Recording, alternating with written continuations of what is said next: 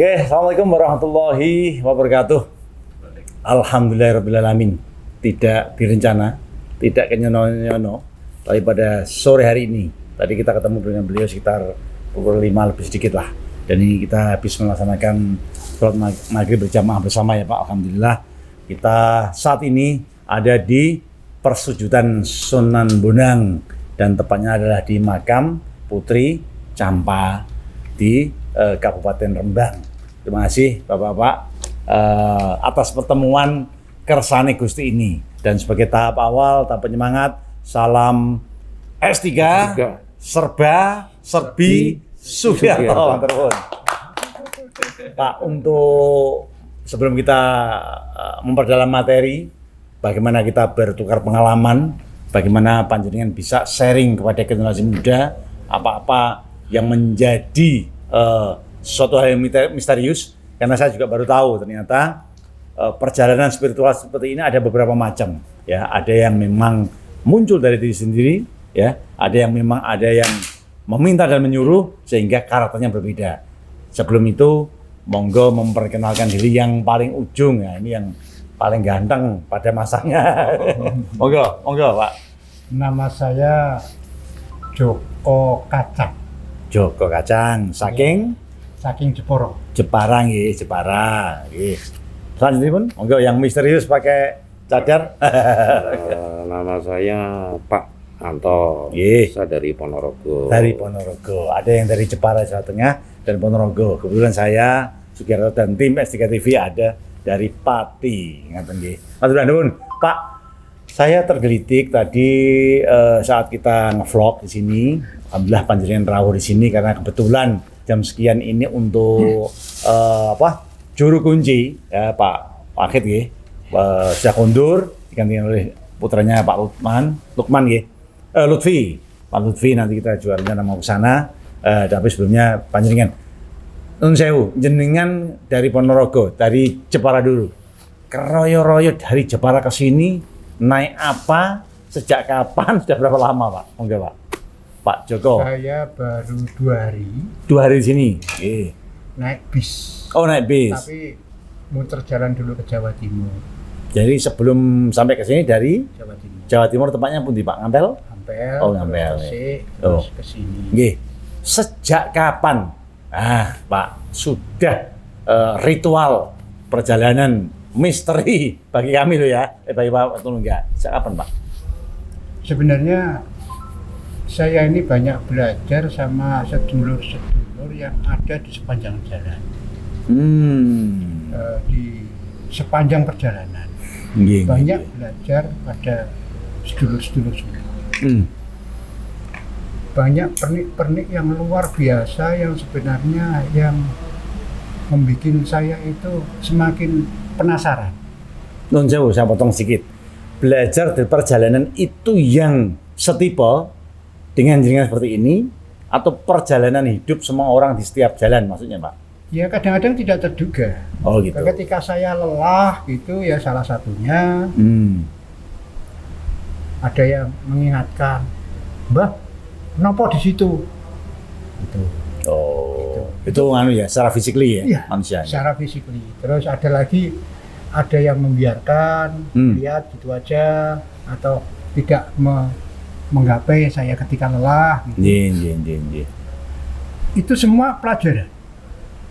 Mengingatkan. Saya potong. Jenengan berarti melakukan ini dalam tipe kan ada 2 tadi Pak. Jenengan berarti tipologi yang memang dari diri sendiri. Tanpa guru Pak. Tanpa guru. Jadi jenis penjajah yang tanpa guru mengikuti kata hati karena ada sesuatu yang menggelitik kita gitu Pak ya. Sebenarnya guru saya itu ya yang setiap ketemu itu menjadi guru. Bisa mengambil nilai dan hikmah dari itu. Saya tak masuk ke tokoh misterius kita panjenengan Pak. Niki benten nggih. Coba tipologi panjenengan yang seperti apa? Monggo. Kalau saya berjalan itu baru sekitar 1 tahun 3 bulan ini. 1 tahun 3 bulan. Dan saya berjalan itu karena memang dari kiai saya. Nah, jadi saya harus melakukan satu perjalanan tawasul dari makom ke makom dengan berjalan kaki. Berjalan kaki. Jalan kaki. Kalau yang Bapak tadi bisa naik kendaraan sesuai dengan kata hati. Tapi kalau ini memang harus berjalan kaki, nggih. Berjalan kaki dengan syarat-syarat tadi apa tadi? Dengan syarat-syarat saya itu di jalan tidak boleh merepotkan orang. Dalam arti gini Pak, saya misalkan lapar, saya tidak ada duit, saya tidak boleh minta makan. Kecuali seseorang itu menghampiri kita untuk memberikan makan. Nggih. Kita tidak boleh minta tumpangan. Kecuali seseorang itu dengan mobil atau motor menghampiri kita memberikan tumpangan, menawarkan satu tumpangan. Nggih, tentu dari sini nanti akan muncul romantika. Nah, ini nanti kita kulik, Pak. Iya. Oke. Setelah itu ada dua jenis ya, yang panjenengan memang mandiri dengan kehidupan. Sejauh ini, setelah jenengan berapa tahun Pak berarti seperti ini? Pak Mas Joko? Saya putus-putus, Pak. Jadi kalau saya dihitung tahunnya saya tidak jelas. Tapi keandekan kurang lebih kalau digabung dari tahun itu, dari perjalanan sekitar berapa Pak? Tidak jelas. 5 tahun Tidak mungkin? Tidak tahu. Oh, itu nggih. Jadi tidak tahu kan boleh? Nggih, boleh. Selama ketidaktahuan itu, panjenengan kira-kira dari jangka yang sekian lama itu, nah tadi kan mencari sisik melik istilahnya, ini dari kehidupan. Versi panjenengan sudah menemukan apa aja Pak? Saya merasakan menemukan banyak sedulur. Sedulur nggih. Sedulur ketemu Rino yang jelas itu. Iya. Kebanyakan cowok apa kebanyakan cewek nih Pak? Ya cowok cewek. Oh gitu ya Pak. Pantas ya. Emang ganteng lah ya. Oh Joko. Nggih, sambil minum kita nyantai ya, kita sambil ngopi nih, kopi lasem luar biasa. Terima kasih. Nggih, sambil nanti dilanjut. Kalau Mas Anto, nah Mas Anto dari perjalanan 1,3 tahun. Nah, ini tentu sudah menemukan pengalaman apa, Mas? Pertama Mas saya, pengalaman secara physically maupun secara supranatural, secara rohani. Monggo. Ya, dari runut perjalanan kurun waktu 1 tahun 3 bulan itu juga banyak kejadian-kejadian yang secara logika maupun secara tidak bisa dinalar. Itu juga beberapa kali saya ngalami. Kalau misal gini Pak, kadang kita berjalan bawa tongkat. Nah kita ini kan juga melatih mental kita sendiri dengan cara menahan, bukan menahan ya, bagi saya pribadi saya lebih cocok kepada menata nafsu, bukan mengendalikan nafsu. Dari situ kan nah kita belajar menata nafsu dan menata hidup kita. Karena juga dalam perjalanan ini ada juga orang kan nggak sama ya, ada yang punya persepsi dengan kita tuh negatif, ada yang punya persepsi dengan kita positif. Nah terkadang kita bertemu dengan yang persepsi negatif, mereka kan kayak menjibir dengan kita itu. Nah kita tuh kan kita tidak boleh marah. Dari situ kita belajar. Nah, belajar dari kahanan kan itu. Istilahnya ngaji kahanan. Nah dalam perjalanan ini kita menemukan dengan situasi yang bermacam-macam, kompleks ya. Dari sisi manusianya maupun dari perjalanan kita melewati daerah-daerah tertentu dalam kondisi yang berbeda. Nanti kita jabarkan itu. Nah, sebelum biar pemirsa tidak penasaran Mas Anto, panjenengan pakai nun sewu nggih, tapi masker kan tentunya kan ada dasar nggih, karena memang tadi ada perintah dari sang guru panutan, sehingga atau gimana tadi Mas? Mau jelaskan biar tidak salah paham. Saya sebetulnya pakai masker gini kan sebetulnya saya tidak mau tampak. Mau berbagi tapi saya tidak mau tampak karena juga ada satu disiplin yang memang harus saya jalani secara pribadi, yang mungkin tidak bisa saya ceritakan kepada panjenengan sesuai dengan pitutuh sang guru, dengan pitutuh alur yang harus saya jalankan. Jadi seperti itu Pak. Oke, sekarang saya akan masuk ke ranah pengalaman Mas Joko dan Mas Anto. Tadi pengalaman, tentunya ada pengalaman tadi sesuai panjenengan yang berkaitan dengan fisik manusia, dicibir, di opo, di jalan seperti apa, dan juga pengalaman spiritual. Nah ini perlu ini jenengan sudah di mana saja mungkin bisa diambil dari situ, dan pengalaman apa yang kira-kira wah ora iso lali rek dengan ini itu. Ini sesuatu banget gitu. Baik secara jasmani maupun rohani kira-kira gitu. Mulai dari Mas Joko yang ganteng, monggo. Pengalaman yang paling kuat itu pengalaman lupa dan pengalaman ingat. Nah ini dalam ini filosofinya piye ini? Ini anak muda harus tahu ini, monggo. Pengalaman lupa. Oke, kita mulai dari lupa. Itu ternyata juga banyak manfaatnya. Lupa banyak manfaatnya. Iya. Nah, monggo seperti apa itu? Aku nek lupa itu malah gudreg ya Pak. Akhirnya malah bermanfaat kan aneh Iya. ini monggo. Nggih.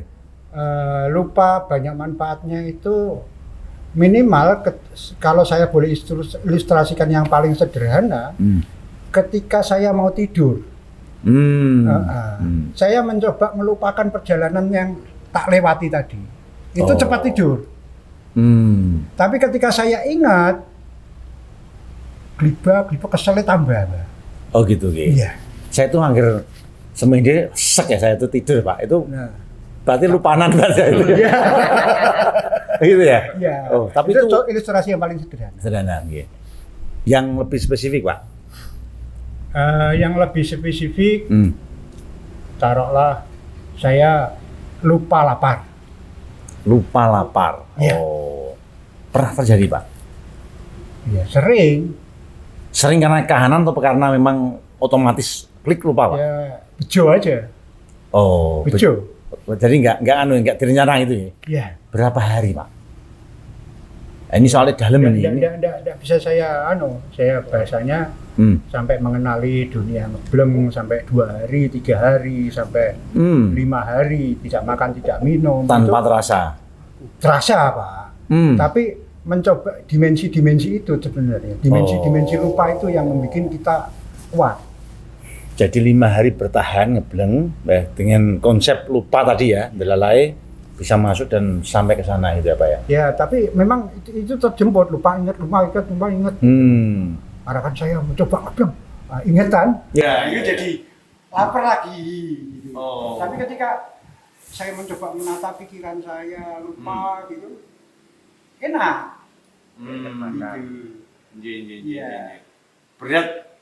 Tapi kan merokok juga lupa juga Pak. Kan kalau sudah kayak gini biasanya pusing tuh Pak. Ini yang agak aneh ini. Kok ngerokok ini ingat terus ini loh yang. Oh, jadi puasanya bisa lupa nek rokok angel Pak. Tapi ketika ngebleng, niati ngebleng itu bisa tertahan. Oh, Iya. berarti otomatis ya. 5 hari tadi juga itu. Oke, itu yang lupa. Tadi yang pengalaman yang satunya Pak. Lupa lapar maksudnya itu kan misalnya lupa tidak apa? Iya. Apa tadi lupa? Tadi kan 2 hal ya. Lupa sama ingat. Ingat. Nah, yang ingat. Kalau ingat itu kadang-kadang malah agak merepotkan. Anggap saja ini ingat anak gitu ya. Saya harus cepat-cepat pulang. Oh, pernah terjadi kayak gitu Pak? Bisa dong, telepon gitu. Kan otomatis ingat. Oh, jadi juga ngasih tahu HP itu otomatis ya? Iya. Nah, dimensi-dimensi itu sebenarnya dua-duanya dimensi bisa menjadi pengkayaan, bisa menjadi bumerang. Gitu. Godaan Pak ya, menjadi satu. Bukan godaan, tapi ya bahasanya bumerang lah. membatalkan Ya. apa keniatan tujuan. Ya. Tujuan supaya tekan gitu ya. Sampai tujuan, saya mau ke Surabaya gitu. Supaya saya sampai ke Surabaya karena kan saya sampainya jalannya estafet, itu kan otomatis ada jeda di situ. Nah, itu yang bikin karena kan faktor ingat. Itu yang bikin kadang-kadang bikin hambatan. Oke, Pak Joko, terima kasih. Ada justru masalah beliau adalah dilupa dan ingat itu menjadi satu. Bukan masalah, itu sebuah kekayaan, tujuan juga bisa menjadi sandungan. Nggih. Sesuatu yang diolah lah, kira-kira gitu Pak ya. Jadi 2 hal itu, lupa dan ingat itu. Nek bahasa yang tadi saya diingatkan beliau, Nggih. itu bukan diolah, tapi ditata. Oh. Maaf ya. Pak Yai. Saya diingatkan. Nah, ini kan guru juga dalam perjalanan. Prinsipnya menata. Itu kekayaan. Kalau kekayaan itu acak. Kita jadi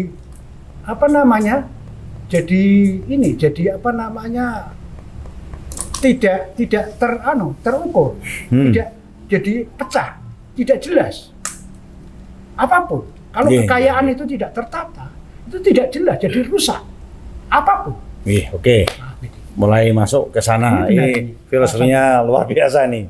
Pak Antok panjenengan. Iya. Dari tadi itu penataan untuk ingat dan lupa. Nek panjenengan piye Mas?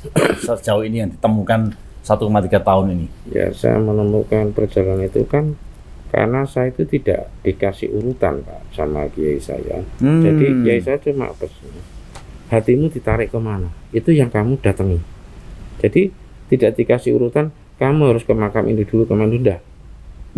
Tapi ditanya, tanya hati kecilmu sendiri. Kamu ditarik kemana? Taruh misalkan di Alas Ketonggo, ya saya ke Alas Ketonggo.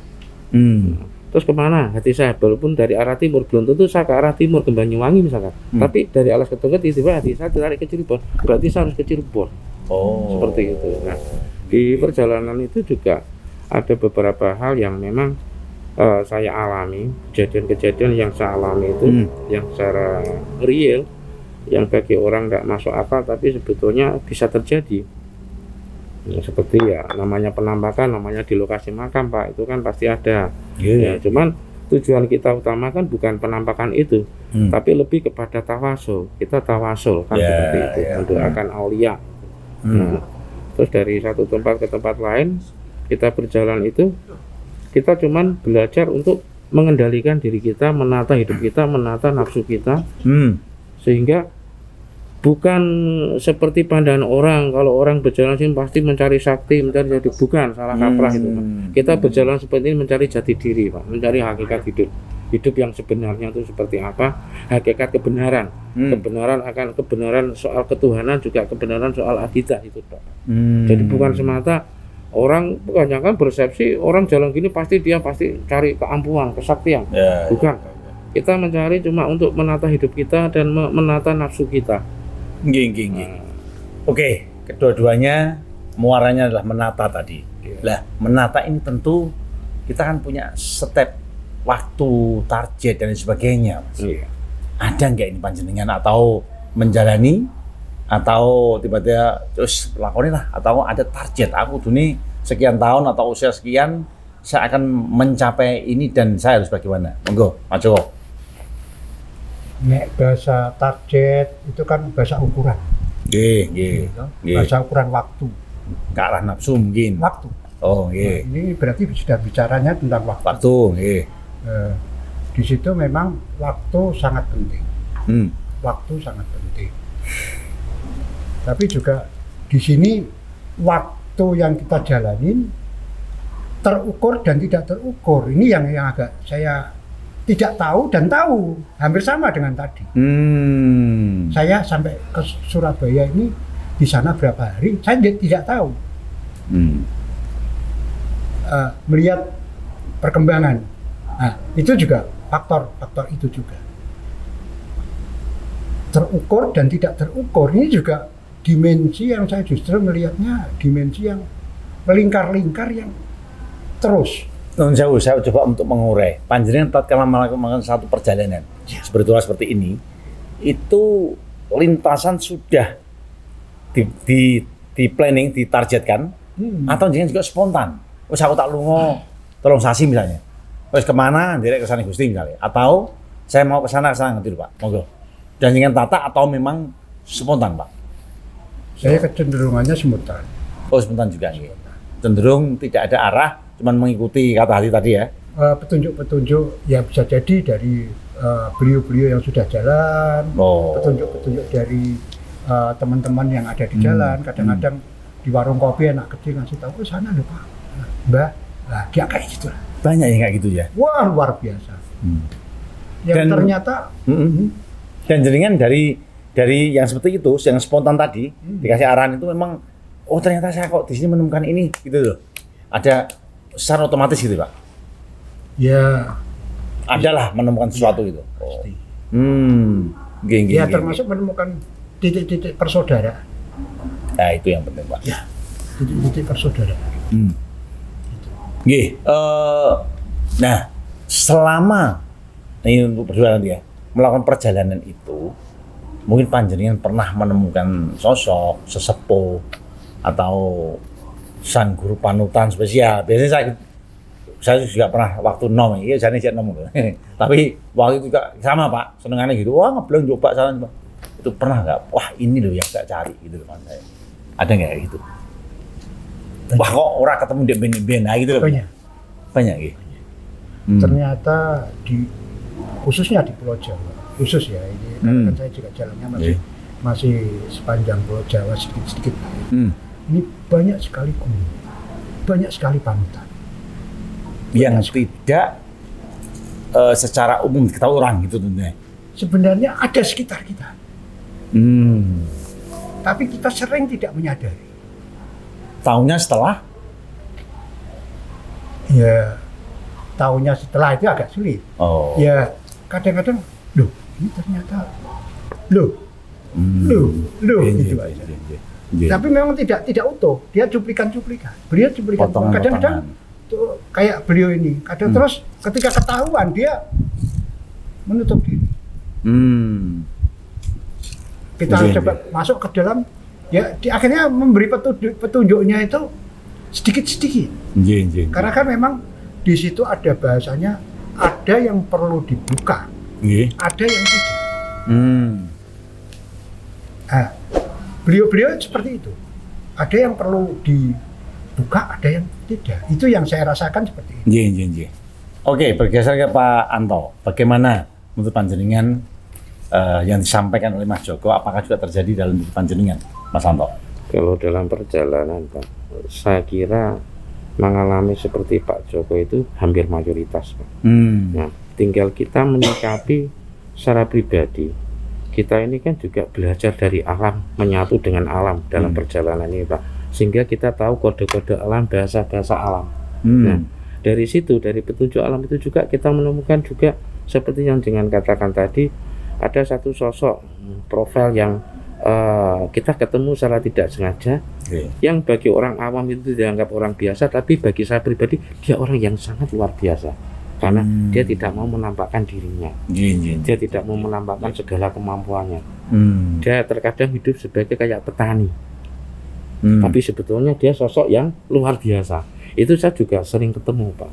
Biasanya jenengan menemukan yang seperti itu dari tata bicara, apa tataran rasa, atau petunjuk-petunjuk gaib dan lain sebagainya Pak? Apa gimana?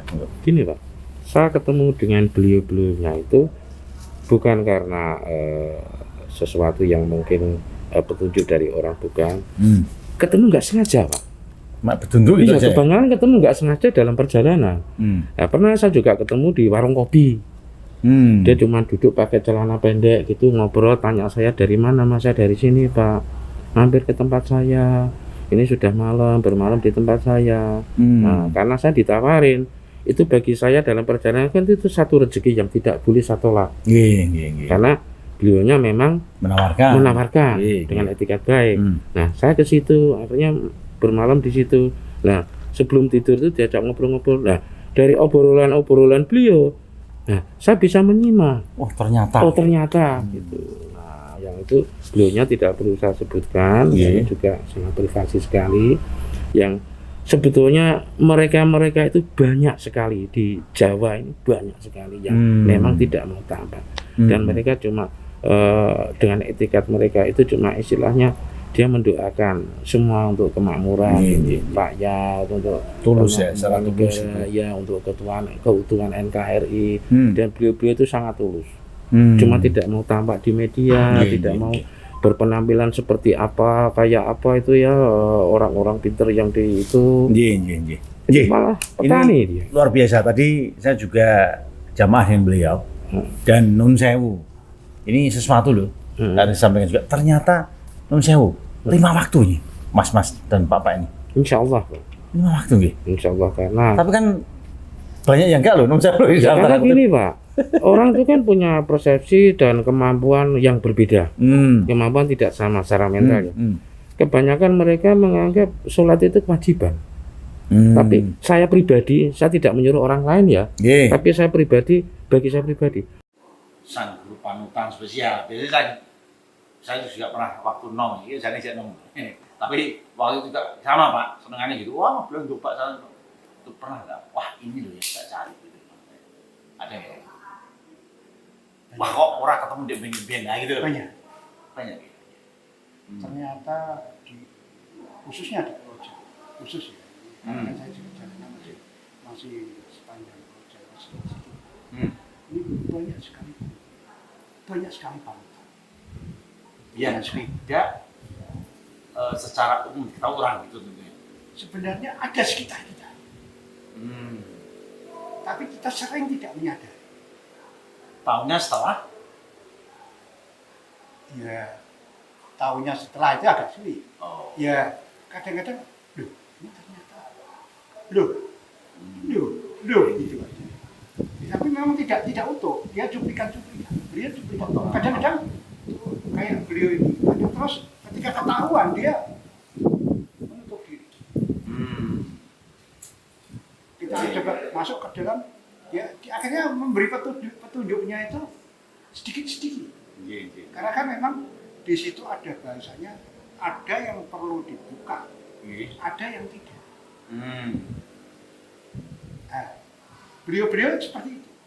Ada yang perlu dibuka, ada yang tidak. Itu yang saya rasakan seperti itu. Oke, bergeser ke Pak Anto. Bagaimana untuk panjenengan yang disampaikan oleh Mas Joko, apakah juga terjadi dalam panjenengan, Mas Anto? Kalau dalam perjalanan, saya kira mengalami seperti Pak Joko itu hampir mayoritas. Nah, tinggal kita menyikapi secara pribadi. Kita ini kan juga belajar dari alam, menyatu dengan alam dalam perjalanan kita. Sehingga kita tahu kode-kode alam, bahasa-bahasa alam. Nah, dari situ, dari petunjuk alam itu juga kita menemukan juga seperti yang dengan katakan tadi, ada satu sosok profil yang kita ketemu secara tidak sengaja, yang bagi orang awam itu dianggap orang biasa, tapi bagi saya pribadi dia orang yang sangat luar biasa, karena dia tidak mau menampakkan dirinya, dia tidak mau menampakkan segala kemampuannya. Dia terkadang hidup sebagai kayak petani, tapi sebetulnya dia sosok yang luar biasa. Itu saya juga sering ketemu. Biasanya jaringan menemukan yang seperti itu dari tata bicara, apa tataran rasa, atau petunjuk-petunjuk goib dan sebagainya, apa sebenarnya? Gini Pak, saya ketemu dengan beliau-beliaunya itu bukan karena sesuatu yang mungkin petunjuk dari orang. Ketemu nggak sengaja. Tentu Iya, kebanyakan ketemu nggak sengaja dalam perjalanan. Nah, pernah saya juga ketemu di warung kopi. Dia cuma duduk pakai celana pendek gitu, ngobrol, tanya saya dari mana, Mas, saya dari sini Pak, mampir ke tempat saya. Ini sudah malam, bermalam di tempat saya. Nah, karena saya ditawarin, itu bagi saya dalam perjalanan kan itu satu rezeki yang tidak boleh saya tolak. Karena beliaunya memang menawarkan dengan etikat baik. Nah, saya ke situ, akhirnya bermalam di situ. Nah, sebelum tidur itu diajak ngobrol-ngobrol. Nah, dari obrolan-obrolan beliau, nah, saya bisa menyimak. Oh ternyata. Itu beliaunya tidak perlu saya sebutkan. Juga yang sebetulnya mereka itu banyak sekali di Jawa ini, banyak sekali memang tidak dan mereka cuma dengan etikat mereka itu cuma istilahnya dia mendoakan semua untuk kemakmuran rakyat, tulus ya, sangat tulus ya, untuk ketuhanan NKRI dan beliau itu sangat tulus, cuma tidak mau tampak di media, tidak mau berpenampilan seperti apa, kayak apa itu ya, orang-orang pinter yang kayak itu. Ini luar biasa. Tadi saya juga jamaah yang beliau dan Nun Sewu. Ini sesuatu loh. Tadi sampai juga ternyata Nun Sewu 5 waktu ini, Mas dan Papa ini. Insya Allah. 5 waktu ini. Insya Allah. Karena tapi kan banyak yang enggak loh Nun Sewu di antara ini Pak. Orang itu kan punya persepsi dan kemampuan yang berbeda. Kemampuan tidak sama secara mental. Kebanyakan mereka menganggap sholat itu kewajiban. Tapi saya pribadi, saya tidak menyuruh orang lain ya. Tapi saya pribadi, bagi saya pribadi, sholat itu kan satu kebutuhan. Kebutuhan, sholat itu adalah kebutuhan. Itu Pak. Nah, mungkin perbedaannya di situ. Saya juga tidak menyalahkan mereka, teman yang kebetulan di satu tempat, itu hak mereka. Ya betul. Nah, yang penting saya lakukan apa yang memang harus saya lakukan. Saya tuh pernah ketemu dengan orang Nun Sewu seperti panjenengan di jalan. Namanya itu kalau nggak salah tuh waktu itu Joko dari Banten itu loh. Banten. Ternyata itu setelah saya telisik punya pondok pesantren besar banget. Tapi pada waktu itu Nun Sewu. Ketemu saya itu gimbal 8 tahun nggak mandi loh Mas. Berarti jenengan berarti itu tipe yang seperti apa? Kok ada seperti itu? Tapi jenengan tak lihat ini, tak lihat krisik-krisik ya. Wah ini Gini, Pak. makanya topo pengeceng cah aku yang ngono pikir aja Nah, gitu. ini Pak, kalau Iya. saya memang sudah dipesan karena kita juga mengacu kepada anantofatu minaliman. Anado batu minalin. Kebersihan kan adalah sebagian dari iman. Nggih. Nah, jadi otomatis kalau saya melakukan sholat dalam keadaan masih kena najis, gimana wudhu saya bisa sah? Karena tadi ya, Karena karena tadi. perintah sholat itu. Otomatis satu juga membersihkan diri. Nggih. Jadi mungkin jalan yang berbeda dengan tujuan yang berbeda kan kita tidak tahu. Karena apa? Mereka juga punya tujuan yang berbeda yang kita tidak tahu. Nggih, betul. Tapi kita tetap menghargai lah. Kita tetap menghargai, kenapa? Mereka juga orang di jalan, perjalanan. Nggih. 8 tahun nggak mandi loh. Ya, mungkin juga mereka masih istilahnya kita cari jati diri, juga cari guru sejati, Nggih. cari hakikat kehidupan yang sebenarnya. Nggih. Gitu, Pak. Kalau dari Mas Joko gimana itu Mas? Fenomena kan macam-macam tadi. Jadi kan termasuk non sewu lah yang krisik tadi, tapi ada juga yang dengan jalan yang seperti tadi, warung tahun raadus, ben gimana gitu, monggo. Secara khusus saya tidak bisa komentari, Oh, oke. tidak bisa. Hak masing-masing. Masing-masing. Bisa seperti itu. Nggih. Di situ saya melihat ada yang khusus-khusus. Saya merasakan itu. Ada yang khusus-khusus yang memang yang mungkin bisa dibilang tadi yang perlu dibicarakan, ada yang tidak. Betul. Nggih. Ini yang kadang-kadang kita gegabah dinilai. Itu yang bikin Tidak boleh menjustifikasi, menilai langsung mengejas. Itu ya.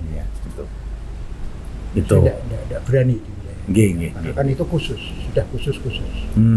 Khusus. Jadi itu ya didekati saja, Nggih. didekati, ditanya yang secara detail. Nggih. Itu saya kira lebih tepat, atau memang dia memang punya kerahasiaan yang memang tidak bisa disampaikan secara umum karena kan tidak pelajaran umum. Nggih, betul. Dan ternyata itu pemimpin pondok besar, istrinya 2, kok kaya Pak. Iya. Ternyata gitu. Ya, malah kayak gitu. Nggih, sejauh ini perjalanan panjenengan sampai ke sekarang ini, pernah nggak itu Pak Joko Mas Santo terus memikirkan sesuatu, wah aku kok pengen gini ya, aku kok mulai menemukan sesuatu ya, aku malah jadi ragu atau malah jadi bingung itu loh Pak, dengan kondisi yang jenengan kerjakan dan alami sejak awal ini, itu pernah nggak seperti itu? Monggo dari Mas Joko nanti ke Pak Anto. Semakin kita banyak berjalan, semakin kita banyak tahu persaudaraan. Sebenarnya secara umum semangat kita semakin ada. Tentu Pak, persaudaraan kan bisa di mana aja Pak, dan dengan cara yang macam-macam Pak. Iya, persaudaraannya kita akan terbuka lebih luas. Kita kan selalu berprasangka. Orang Jawa Timur itu begini, orang Jawa Tengah begini, orang begini, orang Pati begitu. Tapi kita sudah masuk, ketemu apalagi sampai bahasanya by name, by address, akhirnya bisa membangun sesuatu. Budaya ya tadi. Ya. Tetapi ketika kita tidak seperti itu, kita akan melihatnya secara global. General ya, secara umum. General, akhirnya terjadi praduga. Iya kan? Nah, itu yang sering membuat kita lemah sebenarnya. Karena kan bahasanya tadi kita tidak ketemu, tidak. Ora roh nyatane ning wis ngarani, kira-kira gitu. Iya. Karena itu Pak Sidani itu dia kan anak Pati Pak, tapi temannya sampai Sumatera, Kalimantan Pak, Facebook Pak apa itu enggak.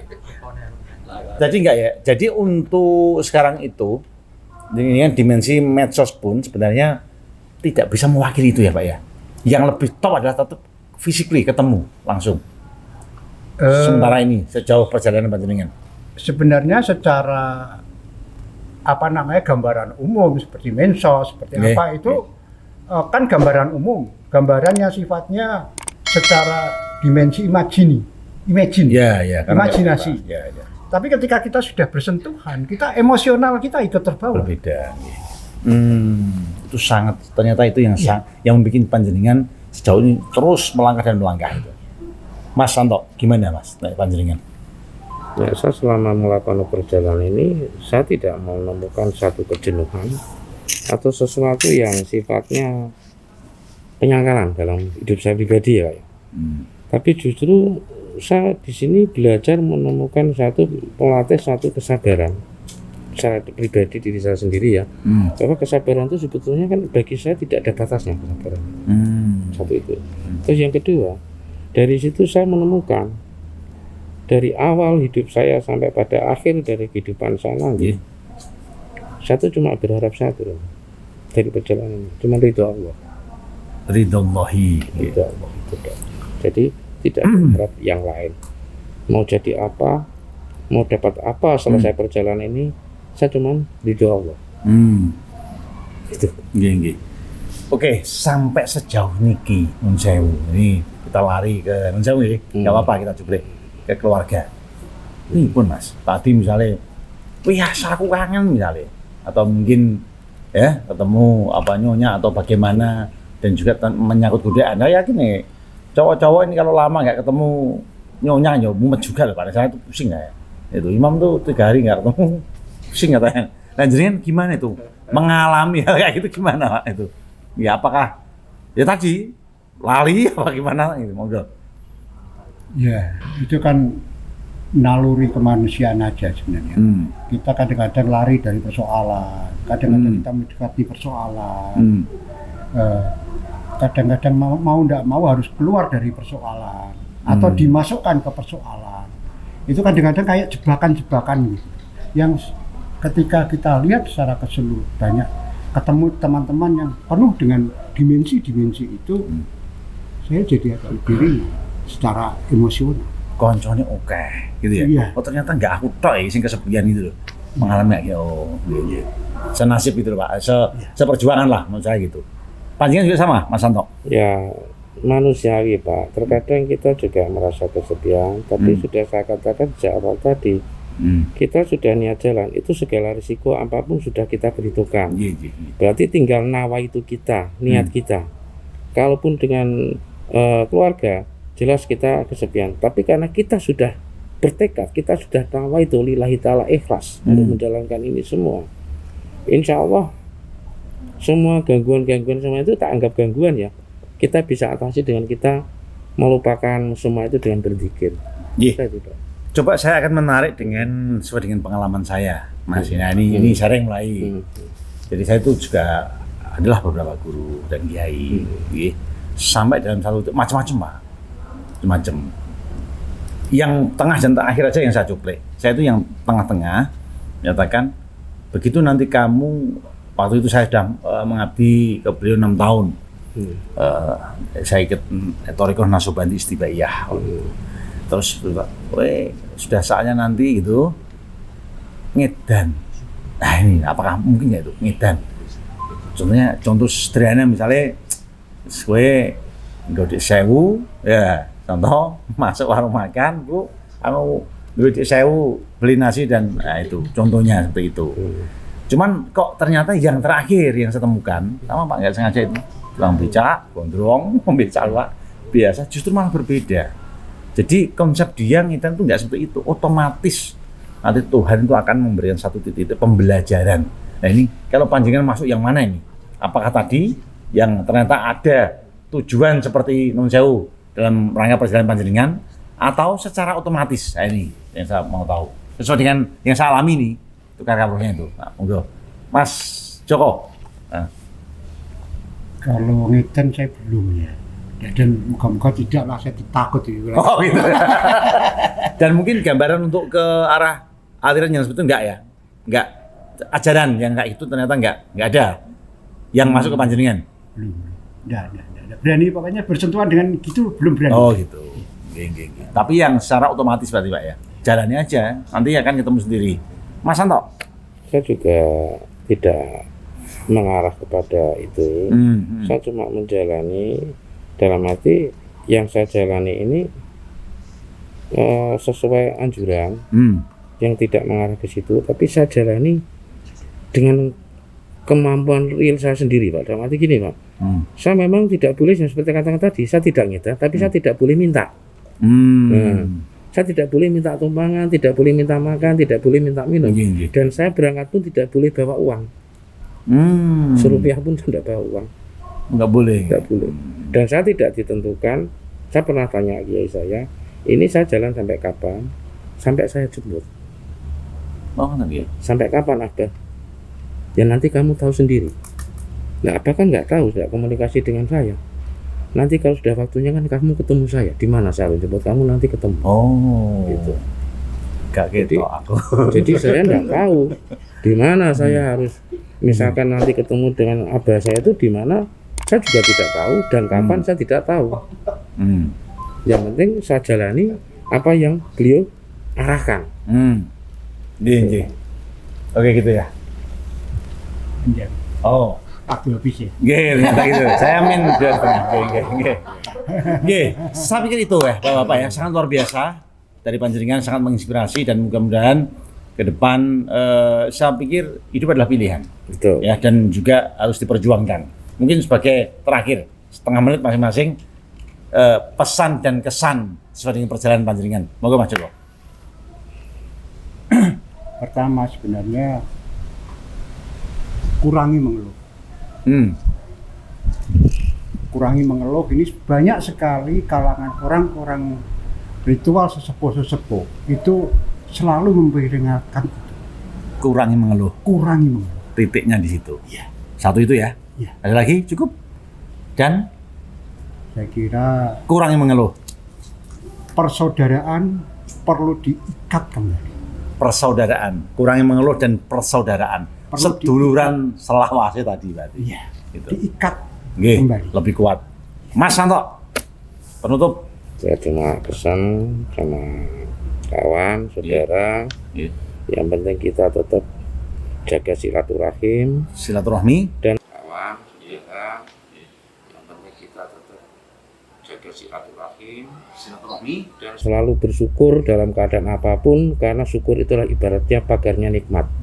Silaturahmi dan bersyukur. Ya, Itu ya. Itu aja. Oke, terima kasih dari saya. Matur nuwun, ada salah kata mohon maaf. Sedulur sedoyo, kita mulai sekarang sedulur selawase, nggih. Ya. Itu salam S3, S3. sedulur Sugiarto, selawase. Selawase. Assalamualaikum warahmatullahi wabarakatuh.